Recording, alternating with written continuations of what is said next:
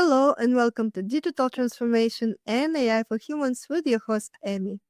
In this podcast, we delve into how technology intersects with leadership, innovation, and most importantly, the human spirit. Each episode features visionary leaders who understand that at the heart of success is the human touch, nurturing a winning mindset, fostering emotional intelligence, and building resilient teams.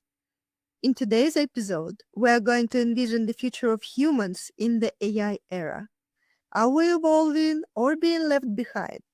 Will humans become the new Neanderthals? Let's find out with my fantastic guest from Atlanta, USA, Dr. Alex Heublein. Alex is the Chief Innovation Officer at Netsurit, bringing extensive leadership experience from senior executive roles at Oracle, IBM, HP, Red Hat, and others.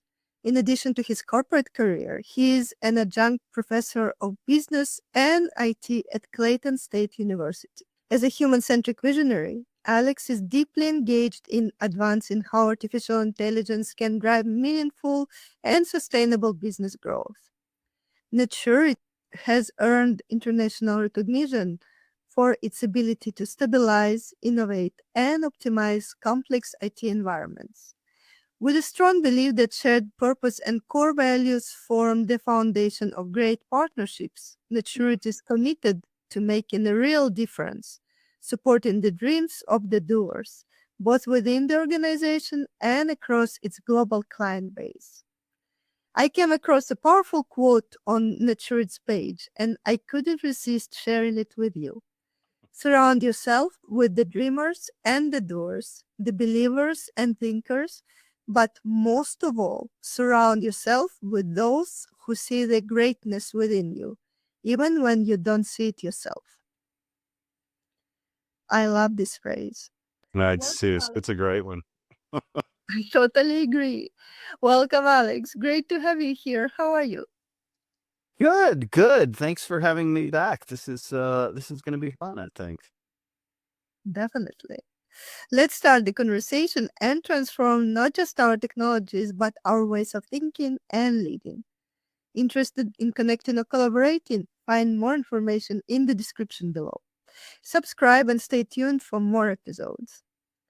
I would also love to invite you to get your copy of AI Leadership Compass, Unlocking Business Growth and Innovation, the definitive guide for leaders and business owners to adapt and thrive in the age of AI and digital transformation. Find the Amazon link in the description below. Alex, to start with, could you share with us your story, your journey, your life path? Yeah, no, absolutely. Yeah, so I've had kind of an interesting journey. I've always been into IT. So I think I got my first computer when I was 9 or 10 years old, and this was a long time ago, right? So these things couldn't do very much back then. But even as a kid, I thought, wow, this is the neatest thing. This is the coolest thing I've ever seen in my life. And so I just sort of I've had this lifelong journey in doing that. I started out my career. I spent the first 25 years of my career as a software engineer. I wanted to build things. I wanted to take this technology and do some really interesting things with it. And so built a lot of software, led development teams, architecture teams on a lot of big projects, a lot of very, very cutting edge stuff, and loved it. And I got to sort of the point, sort of maybe in the middle of my career, where I decided, what I really want to do, and what really excites me about technology isn't so much the technology itself. It's what it can do. And it's all about creating new things, and it's all about thinking differently. And so, I made a little bit of a pivot. I moved over more towards the business side, more towards the people side of the equation, more towards the human side of it. And so I've spent the last 15 years or so managing businesses, creating teams of great, brilliant people to go off and kind of scale up that ability to build things. So it's been quite a journey, and I feel very fortunate that I've been able to do a lot of different things in my life. It sounds truly amazing. You have had such an exciting journey.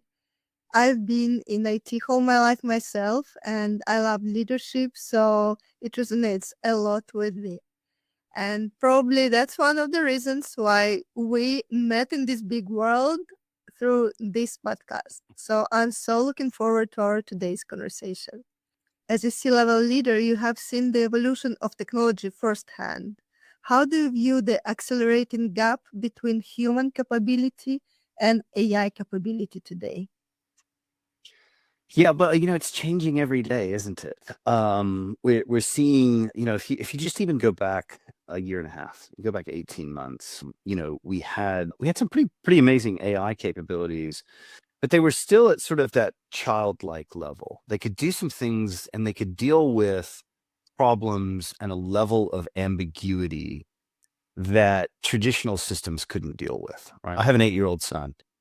And I call him my little AI experiment because it's been fun. Having been involved with AI for almost 30 years, it's really interesting to see a little kid. I never had a child before. I'd never spent a lot of time around children since I was a child. And watching him grow up and watching him learn and watching him evolve and grow intellectually, you see these massive parallels between the way children learn how to think and learn how to do things and the way we're teaching AI systems how to do things today. So it's been really fascinating, and it's been enlightening, not just to have the little kid running around, but to see how his mind gets better and better, and it starts thinking about more and more complex things. And now he's moving into this era of being able to think abstractly. He's being able to for this abstract symbolic reasoning. It's been fascinating. And so I think, AI is kind of on a similar trajectory right now. 18 months ago, we had large language models that could reason about as well as a 6-year-old child. And now we have these models that in some respects can reason as well as PhD students. And that's happened in 18 months. And so you say to yourself, wow, how far can this go? Will that trend continue, and will it continue to a point where we have these, artificial super intelligence? You hear a lot of these people talk about this stuff. I kind of view it maybe a little bit more realistically. And part of it is because I at least have a pretty good idea of how these systems work, having been doing it for a long time. I think the gap between what humans can do and what AIs can do, that gap is shrinking very, very rapidly. There are things that honestly I didn't think we'd get to at this point. I would have thought they were going to be another 10 or 15 or maybe 20 years off. So I think that gap is narrowing considerably. We've got AIs now that can reason very logically. They can think through problems. And so one of the big things we've seen over the last 6 months is this introduction of chain of thought reasoning. So before chain of thought reasoning, we would deal with large language models and, we'd ask them a question or give them a prompt and they would just spit out whatever came to their heads, right? Because there's like talking to a stream of consciousness kind of person, just whatever came to mind initially is what they would give you. And now we've taught them to actually think about what they're saying. Right? It's kind of like that old saying, hey, think before you speak, right?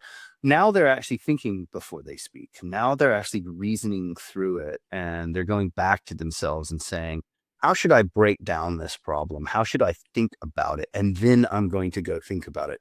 So it's added a tremendous amount of structure to what they can do. And that has been a huge revolution. The funny thing is we haven't really seen it yet in most businesses. This notion of chain of thought reasoning, these intelligent agents, that's really just come to the forefront in the last 3 or 4 months. And it's really just now coming to the forefront in the business world. So I think that this gap is closing. I don't think, my personal belief on this is that we won't get to true human level reasoning anytime soon. But we'll get closer and closer. I think there's still a lot of things that we can do that artificial intelligence can't do. I think that will be the case for quite some time. So I view that gap as it is definitely narrowing, but I don't think that I'm not in that camp that thinks that these things are going to take over the world.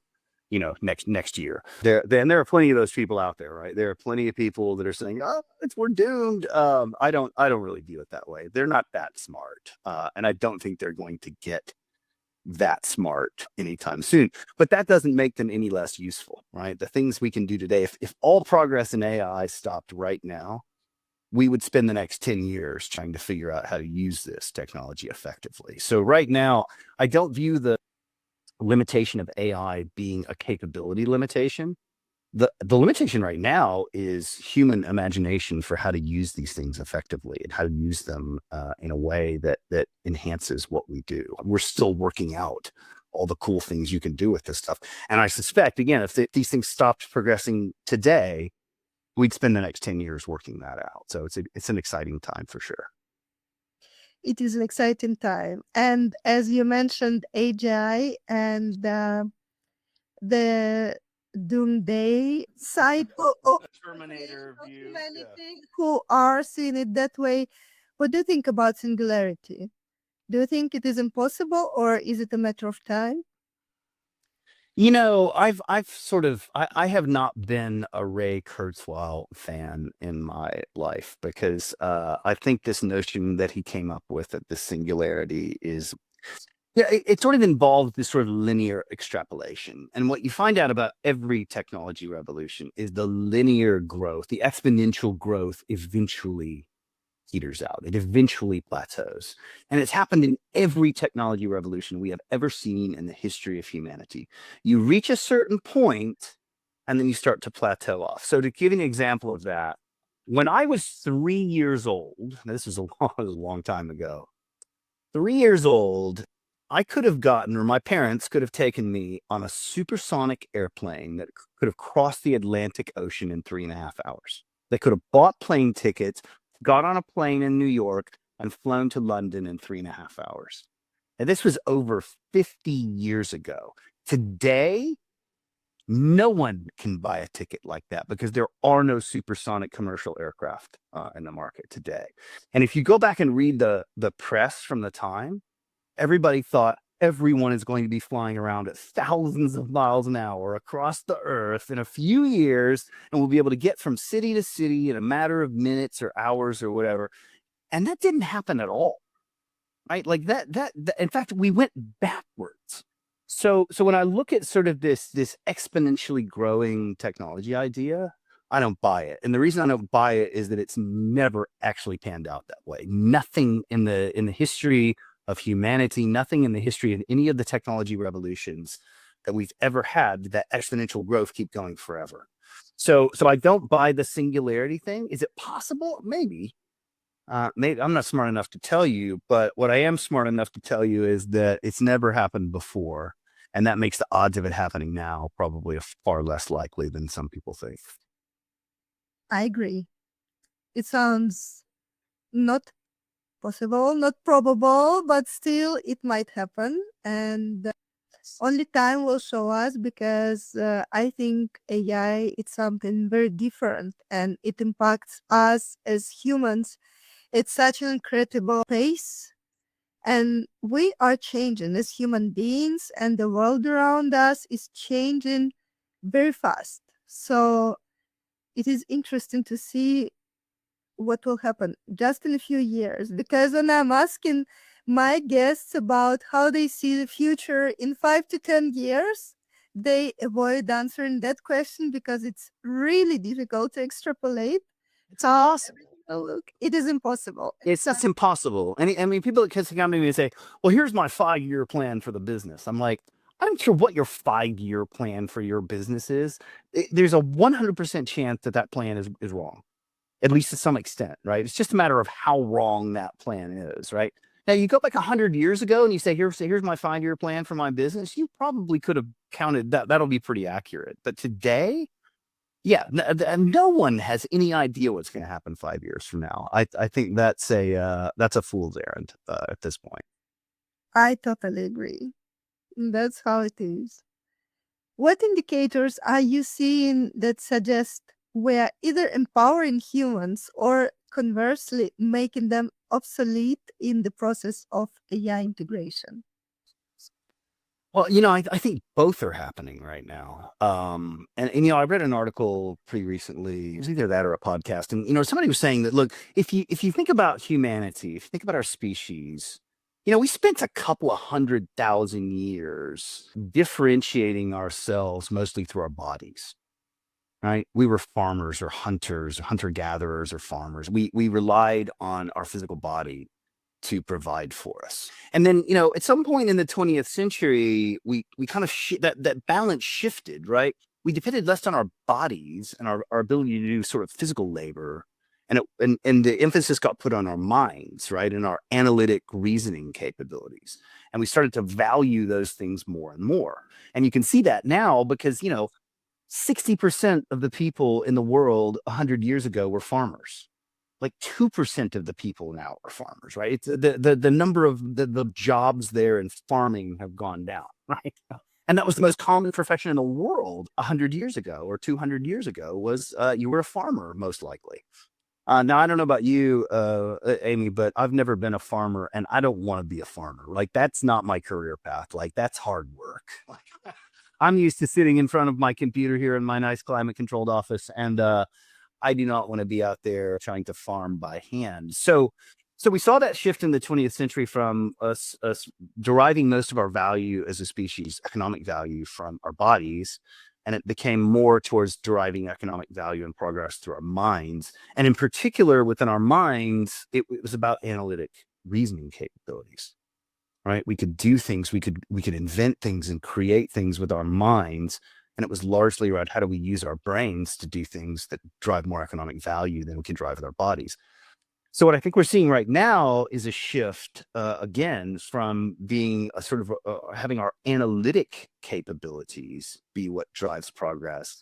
And I think we're about to move into an era where the creative part of our mind is what's going to drive progress. It's about the ideas now. It's not just about, well, we can go off and we can crunch the numbers here and we can do the analytics here and so on and so forth. That's all great that the machines could do that now, or certainly will be able to in the next 5 years. So I think a lot of those skills that involve sort of that analytic reasoning and that ability to sort of think through not super complicated problems, but deal with some ambiguity and do things like that. That's not going to be the high value add anymore. The high value add is going to be creativity and ideas for new inventions and creating entirely new things and new ways of thinking. I think that's where the economic power is going to shift to. So when that happens, you're definitely going to make some people obsolete, right? And I don't think it's so much people obsolete. It's just there are going to be certain roles and certain tasks that we just no longer have to do, right? The machines can do them better than we can, right? Nobody sits around with abacuses and slide rules anymore because we invented calculators back in the 50s, right? In the 1950s, right? People were like, wow, this is way better than using an abacus or a slide rule. And so those inventions you can only see them in museums now. So I think it's less about our computers going to replace humans. I think it's more about what tasks and what things that we do and what roles we play. Some of those will definitely get replaced, right? And some of those jobs will get eliminated. But at the same time, that frees us up as humans to do things like create new things, to have ideas, to be able to think in very different ways. So I think that overall, this could be very, very powerful for us as a species. But there are definitely some dangers to it. I'm not gonna lie. I don't think we're gonna end up in the Terminator situation, but nor do I think we're going to end up in a situation where people's lives aren't affected by this technology revolution. They almost certainly will be. I think the good news about people is that we're very adaptable.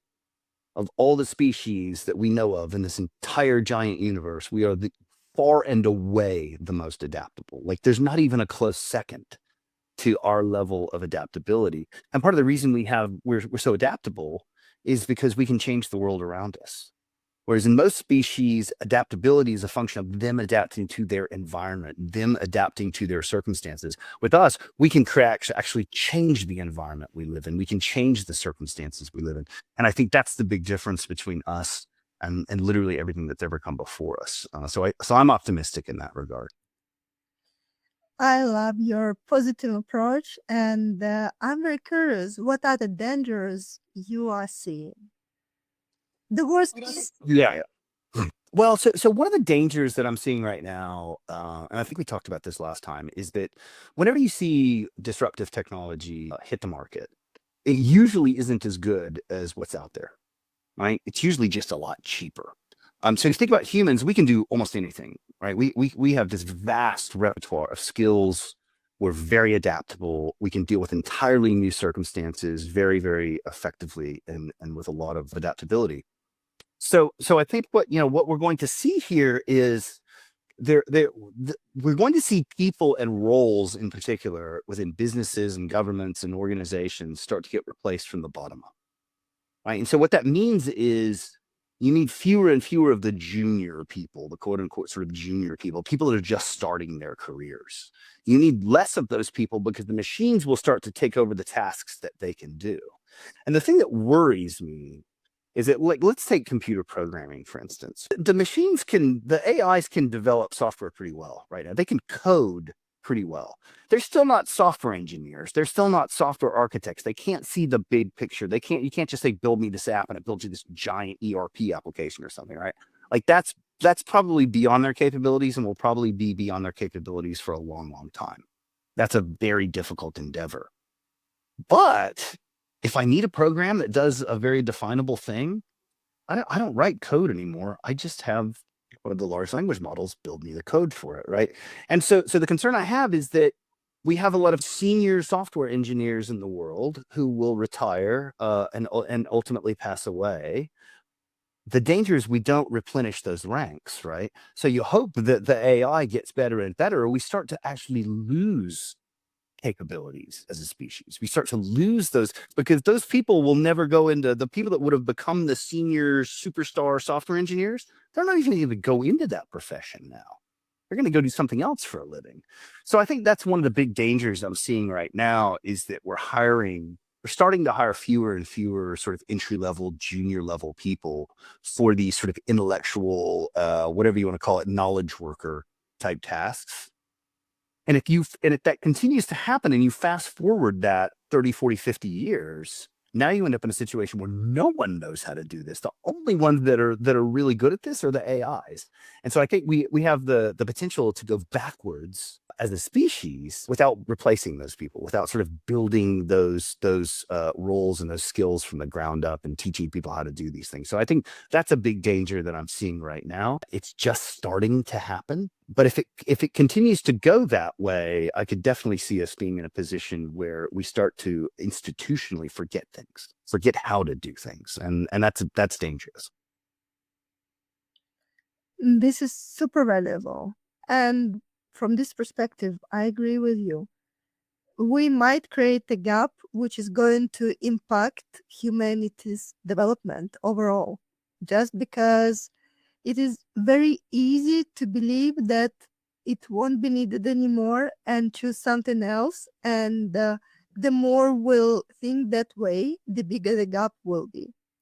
And then it will be super difficult to go back to a situation where humans can compete or collaborate with AI solutions after being out of the market for many years. And the thing is, it's happened before, right? So if you think about the space program, right? The US put a person on the moon before I was born. It blows me away when I think about it. Like, before I was born, we as a species figured out how to take someone, stick them on the moon, and then bring them back safely, right? And then at some point in the 1970s, we stopped investing in the space program, right? And we forgot how to do that. As a species, we forgot how to put people on the moon. So you see that sort of thing happen, and it's happened throughout history. That's not the only example. You can go back thousands of years and you can see things that humanity forgot how to do. That's worrisome. Right? That does keep me up at night a little bit, is that if we forget how to do these things and we put all of our faith and our capability in these machines, if something goes horribly wrong there, we're left where we were hundreds of years ago, right? And we could actually regress as a civilization. And so that's definitely it's not unprecedented for that to have happened in the last few thousand years. And another danger, our tendency to degrade, actually, as I see it, when you use those AI solutions for a few days, a few weeks, a few months, and then suddenly you are out of internet, you are out of your gadgets, then it becomes really more difficult to get back into those thinking patterns, into everything what depends only on you as a human being without being codependent on those digital solutions. Indeed. So it feels like if your brain is freezing and you really can't be the same powerful and impactful person you've been while you had access to all those technologies. So that's another danger, because I see that people is sometimes navigating, like if it's enough to Google, it's enough to use ChatGPT or any other similar solution, and you actually don't need to know something on your own or be able to perform on your own without addressing those sources of information. But sometimes there are situations where you really do need that knowledge independently. Absolutely. From your experience across major tech corporations, how are companies redefining the role of humans in future-forward AI strategies? I think it very much depends on. I don't think there's a one size fits all answer for that, right? I think that it very much depends on the roles that people play. Those are definitely getting redefined, right? We're starting to see more and more organizations, and we're still in the very early days of this. They're looking at humans to fill the gap between what AI can do and what actually needs to be done, right? Because in most solutions that you're going to build with artificial intelligence, they're probably only going to be able to effectively solve 80 to 90% of the problem.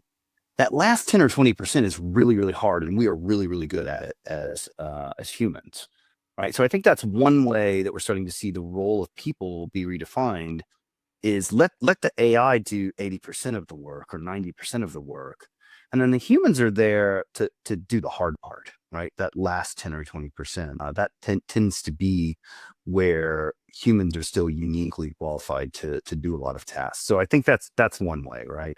I think a second way that is sort of redefining the role of people is sort of having people that can look at the results that these things are producing and make sure that they actually make sense. So almost like error checkers, right? Like, is this thing spitting off nonsense here? Is it just hallucinating, or is this real?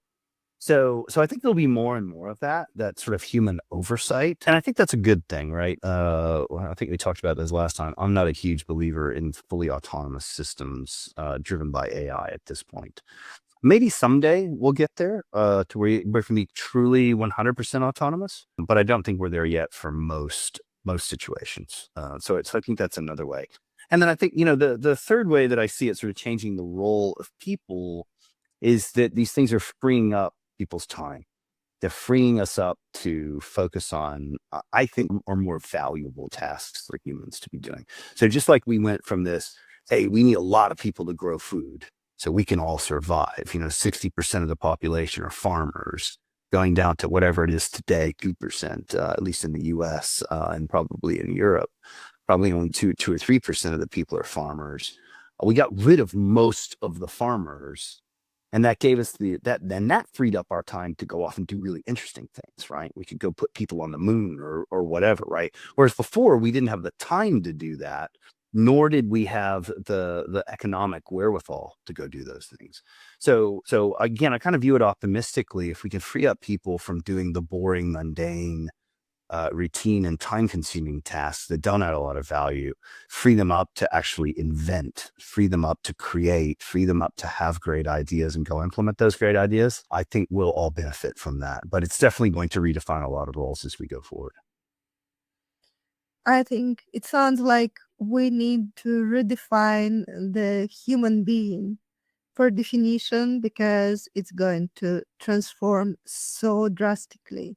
And today I've been listening to one very interesting interview, and the a little bit scary idea there was that we humans today are like a better version of what we are supposed to be. And hence put all of us looking at it. Yeah. and I thought, gosh, if we are the better version, it feels really creepy in a way. Yeah, what does that mean? Yeah, no, that is a little bit scary, isn't it? Exactly. It is even very scary, I would say. Yeah. Alex, do you believe there is a risk that without reskilling or reinventing ourselves, humans may fall behind like the Neanderthals did? What are your thoughts on the potential outcomes of this AI for or versus humans expansion? Oh yeah. So I mean, there's certainly that risk, right? I mean, I can't rule that out. I can't say that we will not become go the way of the Neanderthals. And you know, you've probably heard this old story, but you know, there's this thing called the Fermi paradox, and the Fermi paradox is pretty simple. We live in a universe that should have a lot of intelligent life forms in it, and yet we haven't heard from a single one of them. Right. So if there's life out there in the universe, why haven't we heard from anyone? Right. Why can't we find it? Right.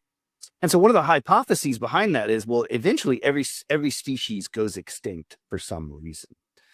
And we could be looking at the reason people go extinct, right? It could be AI. Maybe every intelligent civilization eventually develops AI, and maybe AI just kind of puts everybody out of business, right? And so they don't ever evolve as a species after that.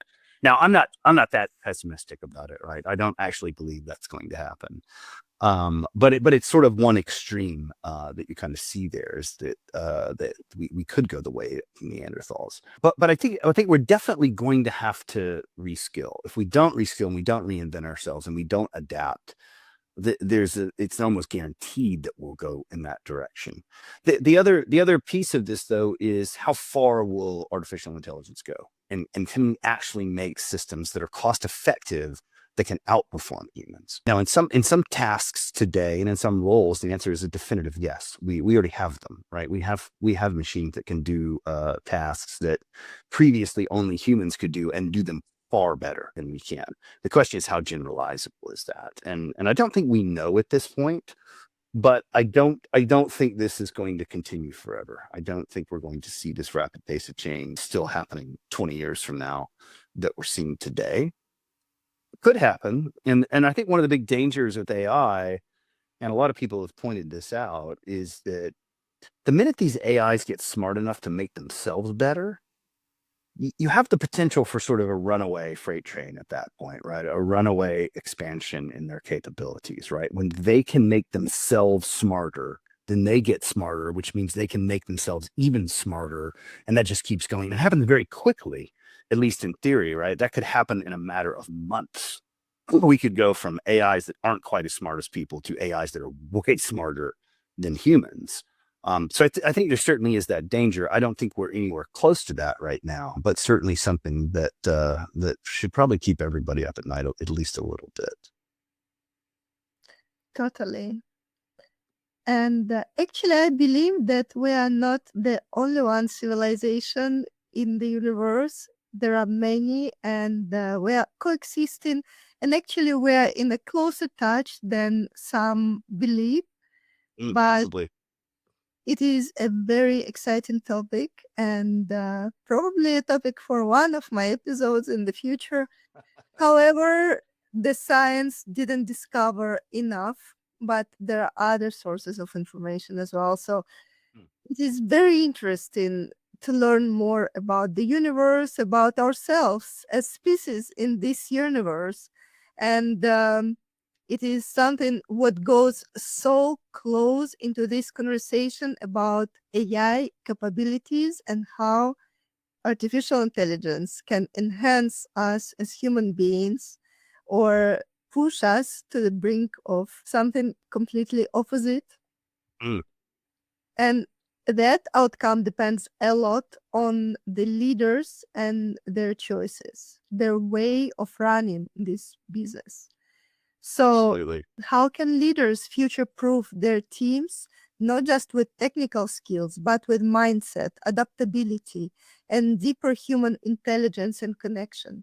How can they make sure that they are moving technologies and opportunities in the right direction, in the human friendly direction? Yeah, that's a really good that's a great question. And so my thoughts on it are my first thought on it is that I don't think you're going to future proof your teams by having technology skills, or I don't think focusing on skills, learned skills, is the way to future proof your team.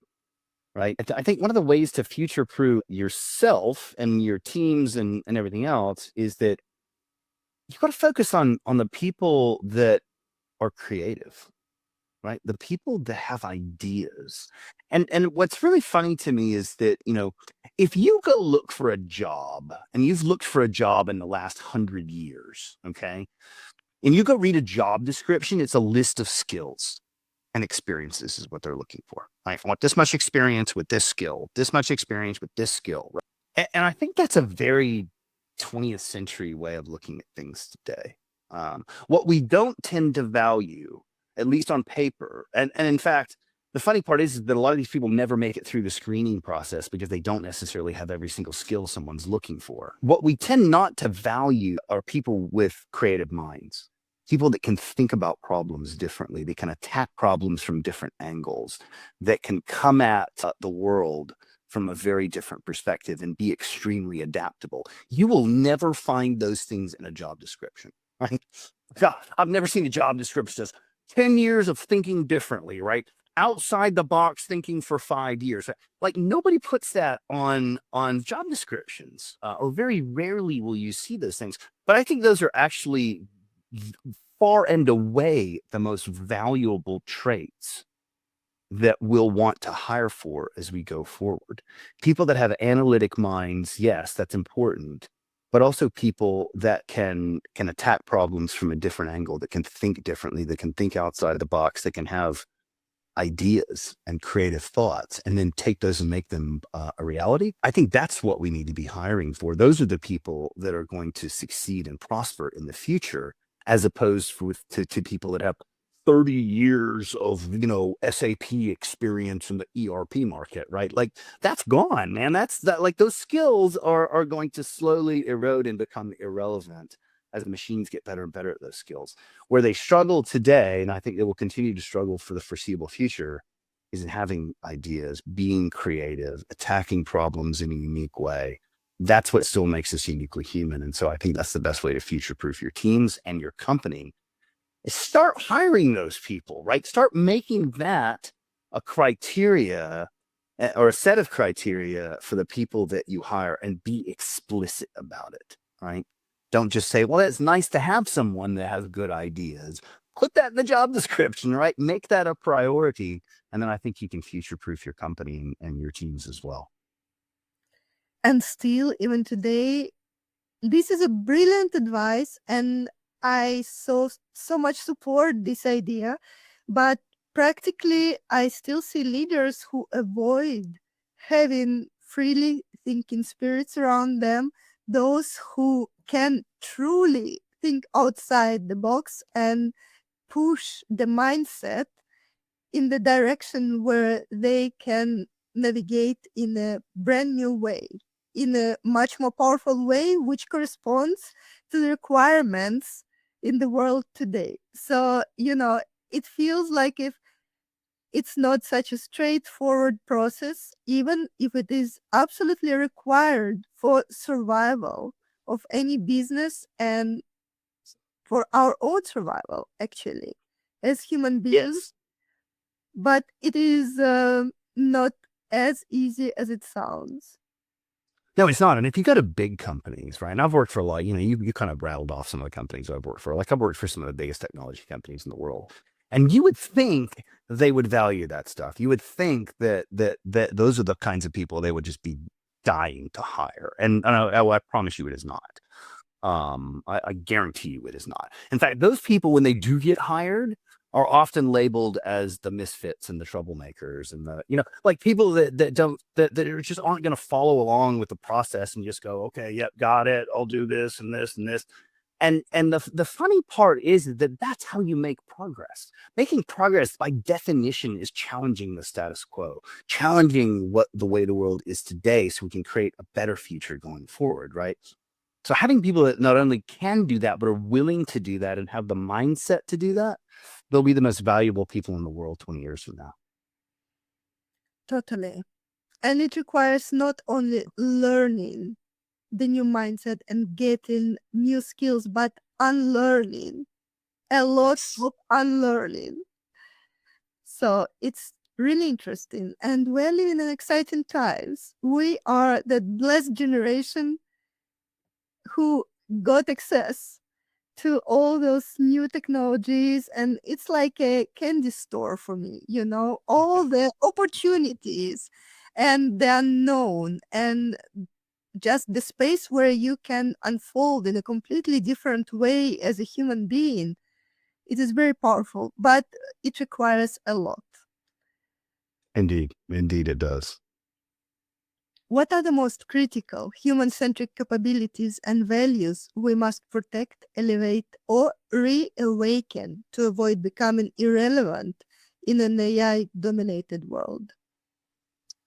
Well, yeah, I mean, I think we just hit on a couple of those, right? I think creativity, and I joke with people, and this is kind of a joke, but it's kind of true. I've told people for a long time now, there's a future in which there's only going to be two kinds of people in this world. There's going to be laborers, and there's going to be people with ideas, right? So this notion of ideas, creativity, adaptability, etc. I think those are characteristics that we need to value more.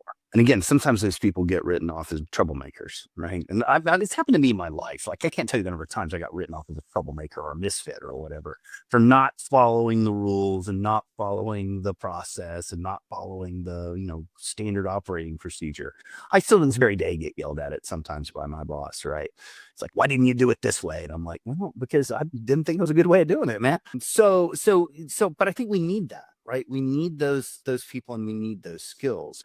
And I think that we need to have more of a focus as we go forward on this notion of teaching creativity. Right? Like, if you go into most school systems, and this is probably acutely true in the US. I think you all in Sweden do a much better job of this than we do in the US, because we do a terrible job of this. We beat the creativity out of our children, right? I mean, we do it institutionally in the United States, all right? And in a lot of countries, by the way. China is just as guilty as the United States is, right? You go to a lot of countries, and it's all about conformity. It's all about learning this curriculum, learning exactly these facts and figures that we want you to learn with the notion that you're going to become this productive human being. Well, guess what? Those productive human beings they're trying to create with these rigid curricula and all of these facts and figures and things you need to go memorize, those people aren't going to have jobs, right? The machines can do that stuff, right? So what we need to be encouraging in education is how to think about problems creatively. Like, this creative problem solving is probably the single most important skill humans will need in the future, right? How do I not just solve a problem, but how do I solve a problem creatively? How do I attack it in a different way? How do I come up with novel ways of thinking? The AIs are terrible at that stuff, right? You give them a problem they've never seen or seen anything like it, they just fall apart. They have no idea what to do because it's not in their training. They weren't trained that way. So I think that notion of being able to attack novel problems, do that creatively, is something that we need to be fostering. And I think the way you foster that is not just to teach people science and math and whatever.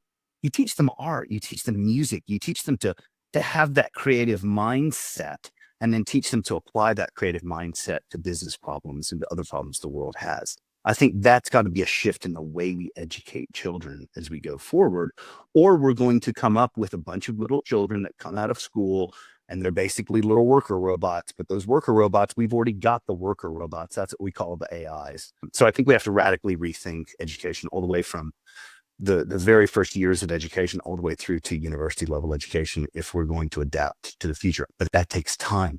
It takes time for a child to grow up. It takes time for them when they're in their earliest educational experiences all the way through university. That's 20 years, right? So it takes time to go build that species level capability and increase that capability. And we're way behind the curve right now. So I think that's a critical priority for every country, for every school system, is to be thinking that way and teaching in a very, very different way than we have in the past. This is a very serious problem, and I'm happy that you mentioned it because I totally agree with you. And I had another interview recently, even more than one, discussing the importance of STEM approach and all those questions connected to the future of education and knowledge and how it's going to develop. But I also feel that we need a broader knowledge base, database for children, because you mentioned that probably Europe is a little bit stronger from the perspective of creativity or freedom in the educational world.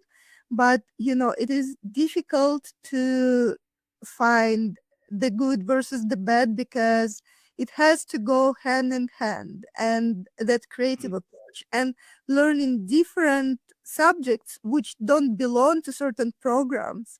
Like, for example, technical programs, they don't include and don't suppose including at all anything what enables creativity and that broader approach, right?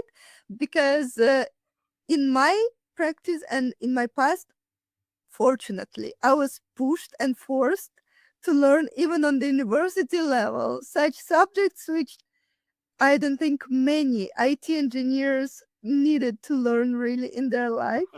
Oh yeah, no, I did the same thing, right? I learned a bunch of stuff. I was like, I mean, this is cool and all, but when am I ever going to use this, right? This is it's crazy for me to be spending my time on this. Yeah, but and I think you're making a really good point. Like, for the longest time, at least in the US, we've emphasized, the last 10 or 15 years, we've really emphasized the STEM curriculum, right? Science, technology, engineering, and math. And I don't think there's anything wrong with that. But what we've done is we've de-emphasized the creative elements of it, right? We've taught people how to be good engineers, good scientists. And again, there's nothing wrong with that. You still need those skills. Those skills are still valuable. That's how I was educated, right? But I had the great fortune of also being educated in the humanities, being educated in music and art and history. And I think that those things are actually now, ironically enough, after 15 or 20 years of teaching, of saying, no, we got to teach the STEM curriculum. This curriculum that we left behind, or at least pieces of it, this creative element of it, is now actually coming full circle. And I think it's becoming more and more relevant and more important as we go forward. Totally.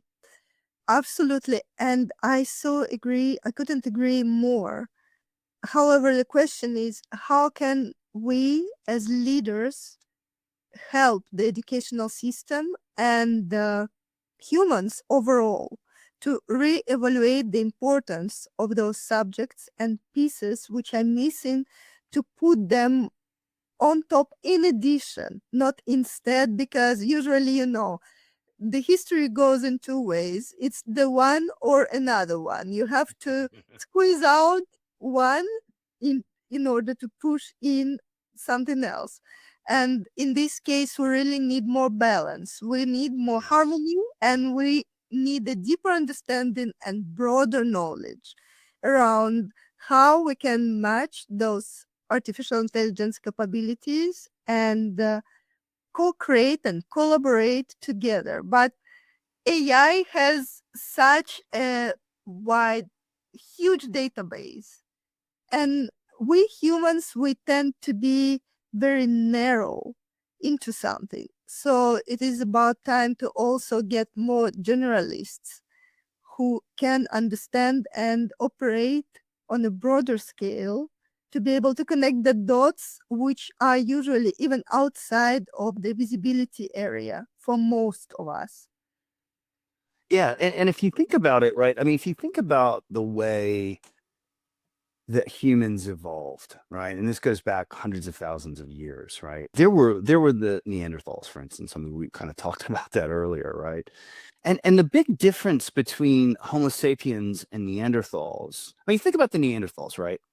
They were bigger than we were, they were stronger, they were faster, and their brains were just as big as ours, right? Every bit as big as ours. They had the same sort of cognitive horsepower that we have. But an evolutionary leap happened at some point where one of those Neanderthals or one of the other hominid species developed the ability to dream, to envision a world that did not yet exist. And that's actually what's made us so successful, is our ability to dream, the ability to create in our heads a world that does not yet exist. Right? That's one of the only things that makes us uniquely human, is our ability to do that, right?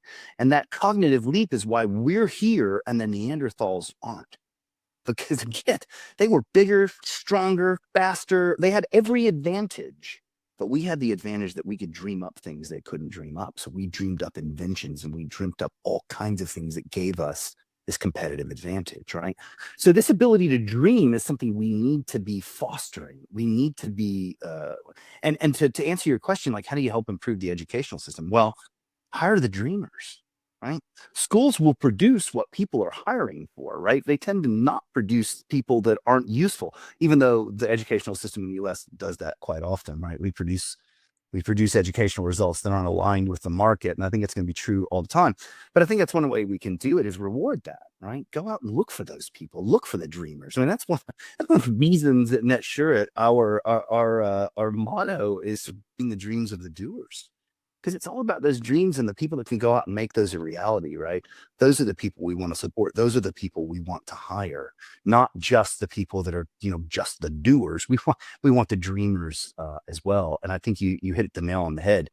You need that balance between people that can dream up new things and people that can actually go make them a reality, right? And having those in one person is ideal.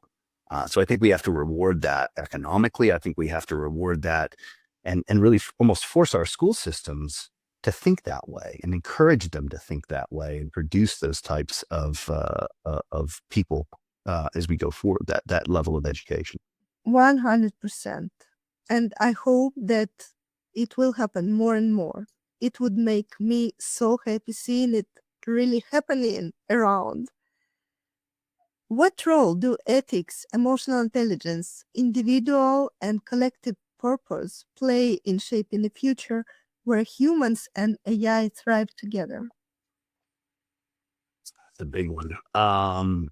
Let me kind of start with the end of that, around purpose and sort of meaning within people's lives, because I think that one is actually really at the heart of the matter.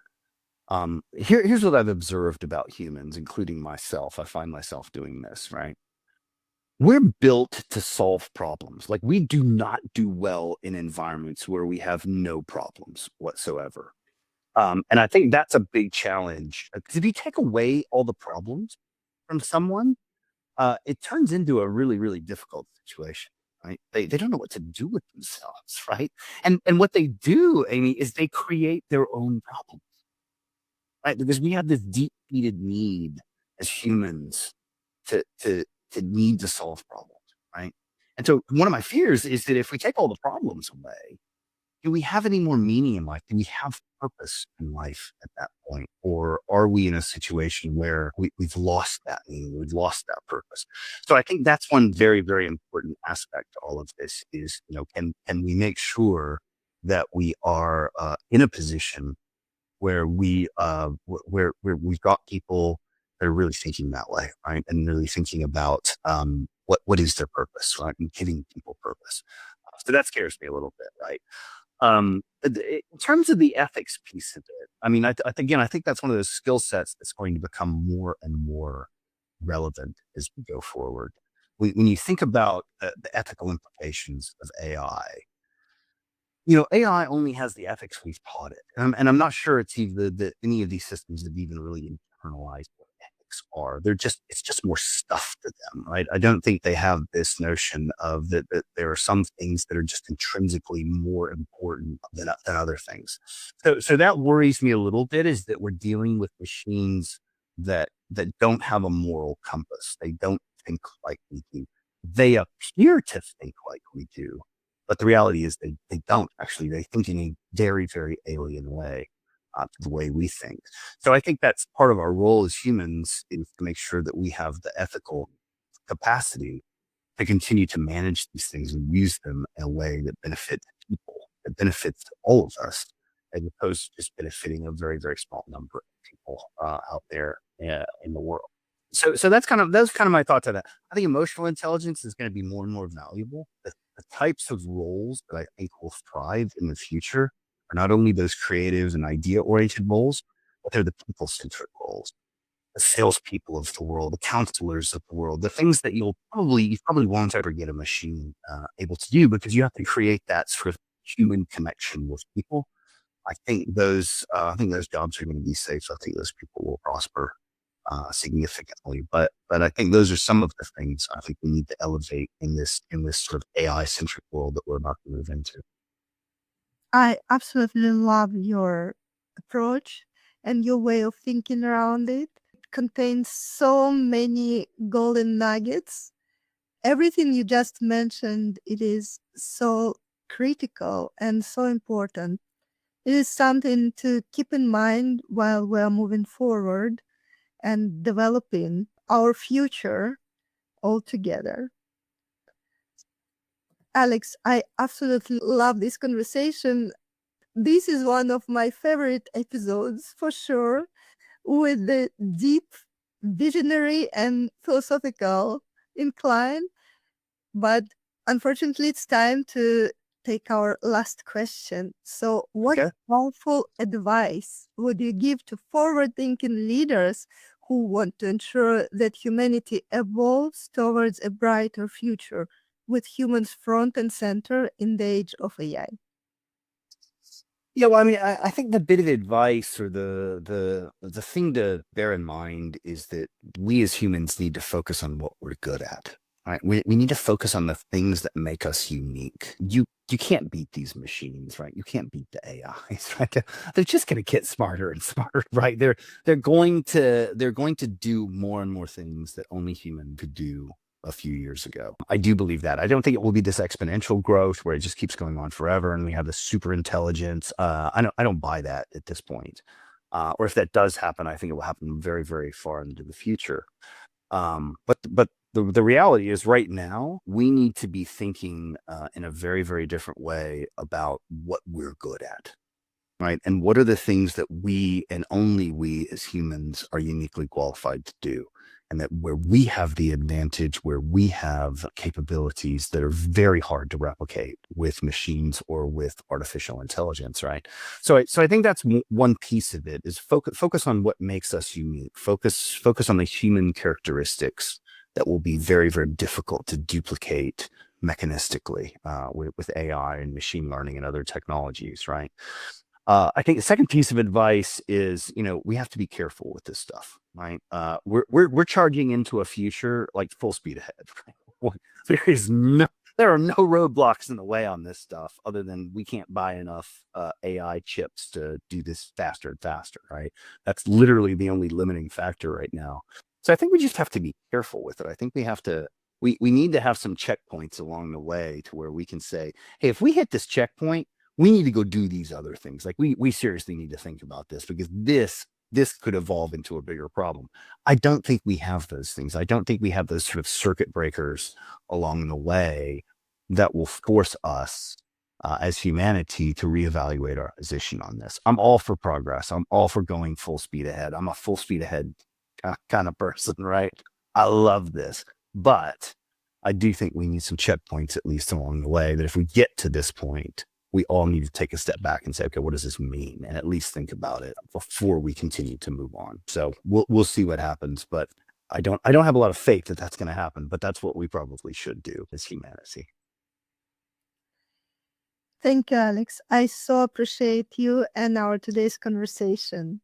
It's been such a pleasure having you and discussing all those important, critical questions and the way forward for us as leaders and for the humanity overall. Thank you for being here. Thanks for having me. It's been a pleasure. Thank you for joining us on Digital Transformation and AI for Humans. I am Amy, and it was enriching to share this time with you. Remember, the core of any transformation lies in our human nature, how we think, feel, and connect with others. It is about enhancing our emotional intelligence, embracing a winning mindset, and leading with empathy and insight. Subscribe and stay tuned for more episodes where we uncover the latest trends in digital business and explore the human side of technology and leadership. Until next time, keep nurturing your mind, fostering your connections, and leading with heart.